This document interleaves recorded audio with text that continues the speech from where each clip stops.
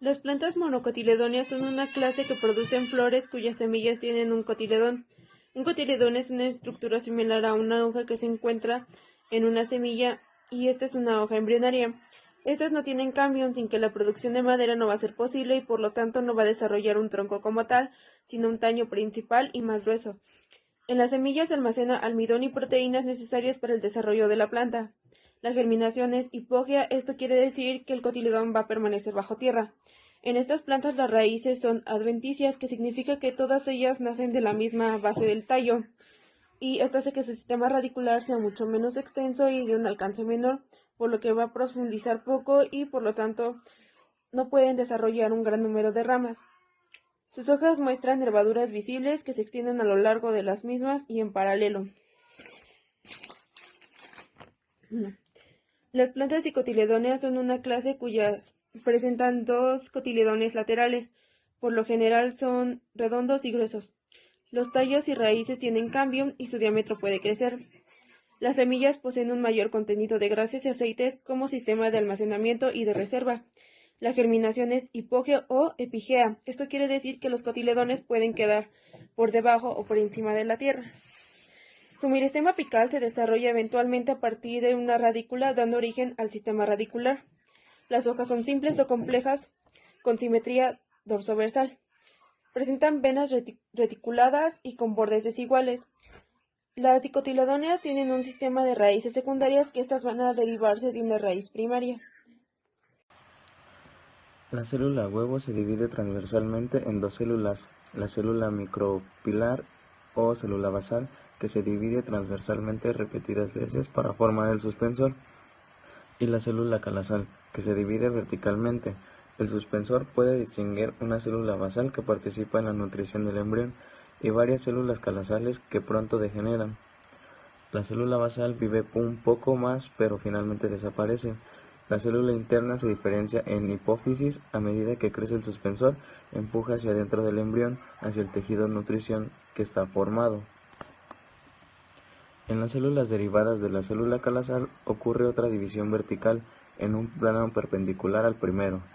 Estas primeras 4 células se dividen transversalmente formando 8. Luego estas se dividen periclinalmente. El embrión es ahora una célula estructural global y las divisiones siguen hasta el embrión globular, que consta de 64 células. En este estado se diferencia la protodermis a partir de las células superficiales. Los estados iniciales hasta la formación del embrión globular son idénticos, se diferencian que en el cotiledón se desarrolla apicalmente y el ápice caulinar está en una hendidura lateral. Según investigadores, la posición lateral del ápice es aparente y desplazada por el cotiledón. Primero se diferencia el cotiledón y luego las partes del embrión. El endosperma es una estructura propia de los angiospermas. La célula madre del endosperma comienza a dividirse antes que el cigoto. Generalmente es triploide y el endosperma sirve inicialmente para nutrir el embrión. Más tarde puede desaparecer por completo o conservarlo como una semilla de tejido de reserva o albumen. Buenas tardes, profesora. Nosotros vamos a exponer sobre las plantas monocotiledóneas y dicotiledóneas. Mi equipo está conformado por Basilio Fino Arlet Liliana, California López Joshua Scott, Elizalde Rodríguez Julio César y su servidora Hinojosa Musquiz Carla Alexandra. Yo les voy a hablar sobre las fases de embriogénesis, que en realidad son 4. La 0 son las células aisladas, donde sufren continuas divisiones hasta formar los agregados celulares embriogénicos. Después de esto sigue la número 1, en donde los agregados de las células formados desde las células aisladas generan la habilidad para el desarrollo de embriones. Cuando las auxinas es eliminada del medio de cultivo. En este es un proceso lento, ya que es de 3 a 4 días.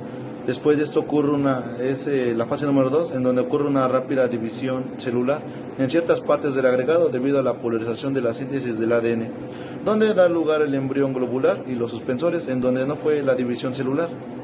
Y después de esto ocurre la fase número 3, en donde se continúa el desarrollo del embrión en las etapas del corazón y el torpedo. Las etapas de embriogénesis vegetal en plantas monocotiledóneas y dicotiledóneas. En las plantas monocotiledóneas existe la primera fase y la segunda, pero no la tercera, porque no se diferencia el estado del corazón y el torpedo, ya que el embrión globular se alarga hasta formar un embrión maduro. y se salta la fase número 3. Las plantas dicotiledóneas tienen las etapas 0, 1, 2 y 3, tal y como se las mencioné anteriormente. Aquí tenemos dos imágenes, en donde la imagen izquierda es una monocotiledónea y la imagen derecha es una dicotiledónea. La característica que distingue a ambos grupos se encuentra en la semilla. En esta hay un embrión con unas hojas que reciben el nombre de catiledones, mientras que las dicotiledóneas presentan dos catiledones, las monocotiledóneas presentan solo uno. Otras diferencias entre estos dos grupos es que las monocotiledóneas, la mayoría son plantas herbáceas. Los vasos conductores se disponen al azar por el tallo. Las raíces son fasciculadas, eso quiere decir que no tienen eje principal. El tallo no tiene ramificaciones, las hojas no suelen tener peciolo y envuelven al tallo.